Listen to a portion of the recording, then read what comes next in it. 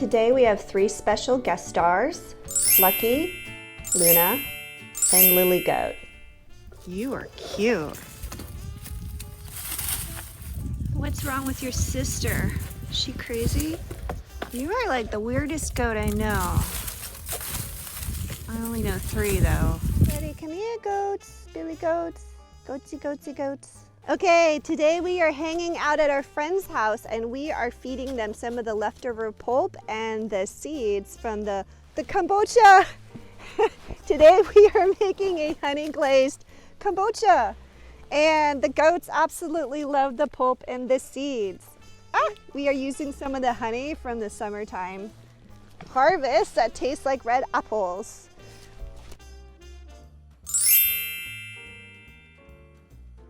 If you haven't already, please subscribe. Just hit that red button and that doorbell so you're notified when new videos come out. This really helps us gain subscribers, so one day YouTube will generously donate to our little nonprofit. First off, some tips. Be sure to use local honey. That will ensure that it will have all of the minerals, the pollen, the propolis, all the good stuff. Unfortunately, if you get honey in the store, up to 70% can be corn syrup. So please use local honey. Another fun tip, if you're not so savvy with the knife, cutting the squash will be a lot easier, but definitely not as pretty if you poke a few holes in the squash for steam to escape. Bake in a preheated oven, 350 degrees, for roughly 20 to 30 minutes until tender with a fork. Remove from oven and set aside until cool. Scoop out and discard seeds. Cut squash into pieces. Do note that this is going to be more of a mashed squash appearance and it won't have the crisp square edges that we're discussing today. But if you're new to using a knife, this is way easier.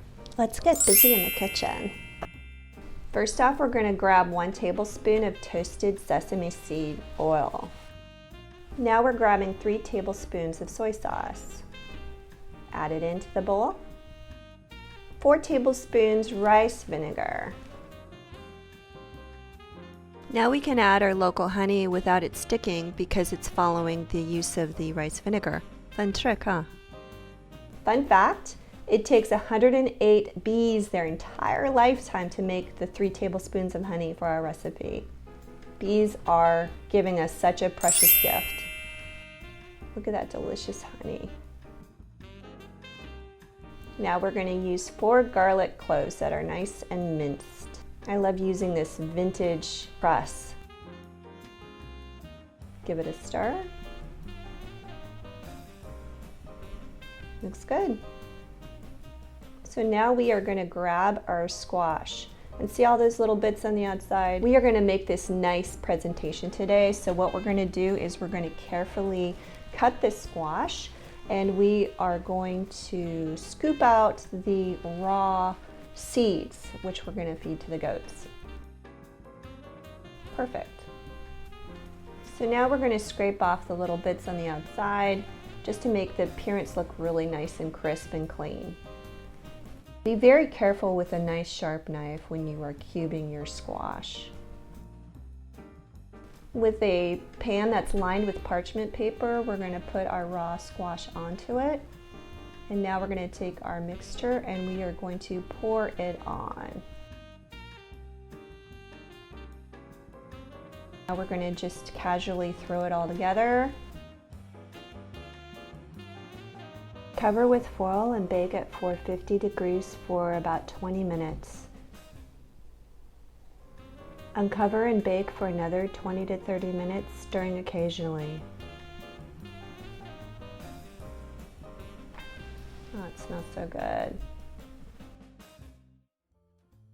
It's done when the liquid is absorbed and the squash is nice and glazed. It's time to garnish with some Japanese seasoning and some chili pepper.